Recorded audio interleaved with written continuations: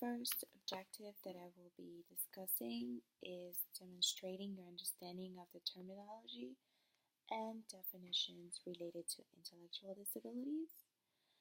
An intellectual disability is a disability characterized by significant limitation in both intellectual functioning and in adaptive behavior, which covers many everyday social and practical skills.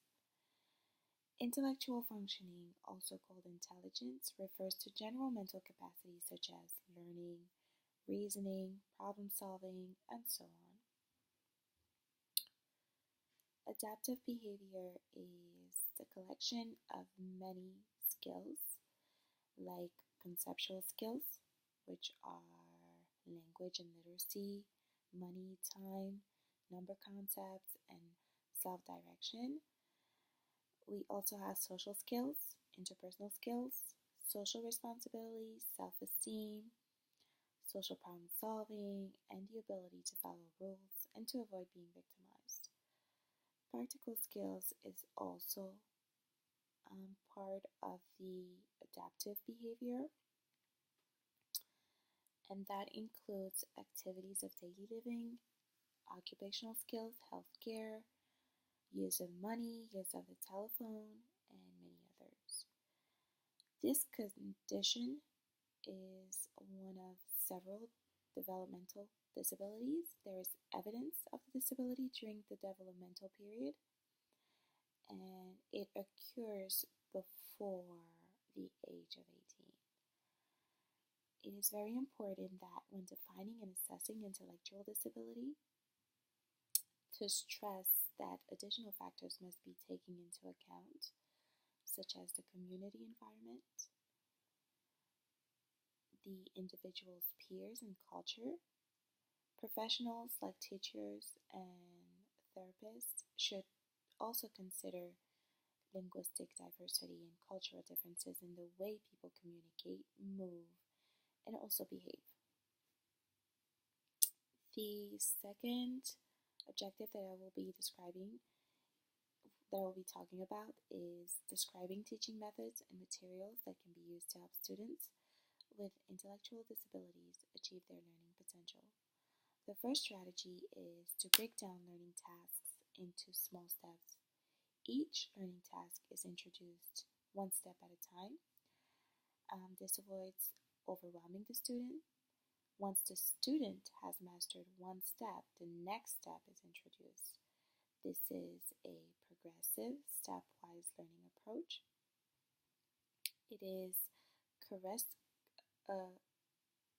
characteristic of many learning models. The only difference is the number and size of the sequential steps.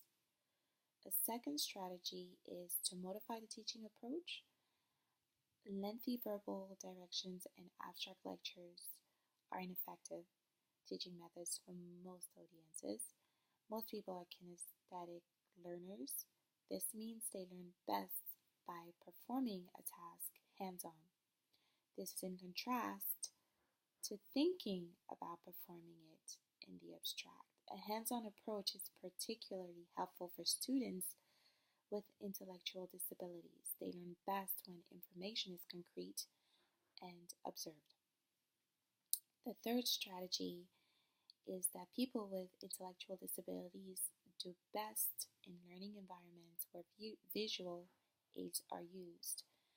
This might include like charts, pictures, and graphs. These visual tools are also useful for helping students to understand what behaviors are expected of them.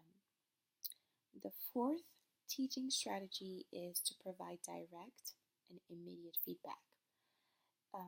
Individuals with intellectual disabilities require immediate feedback. This enables them to make a connection between their behavior and the teacher's response.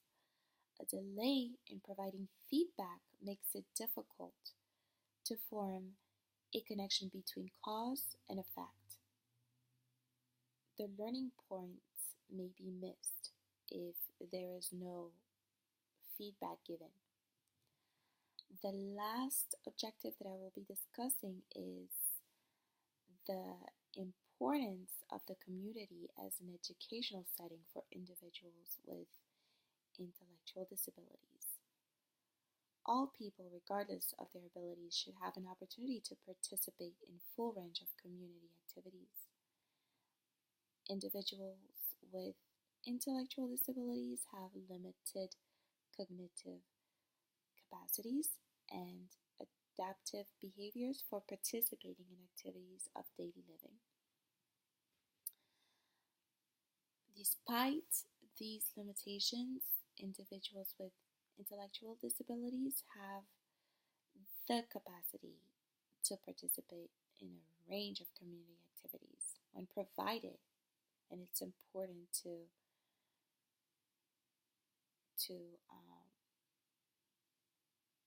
to point that they need to be provided the opportunity and appropriate supports.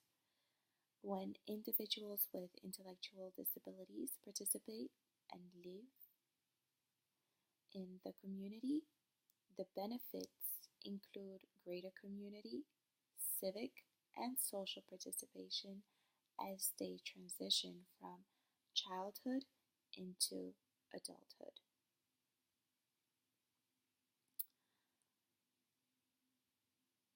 Individuals with intellectual disabilities, when they lack community participation, have fewer social relationships and lower leisure and employment participation. That's why it's very, very important to include them in the community.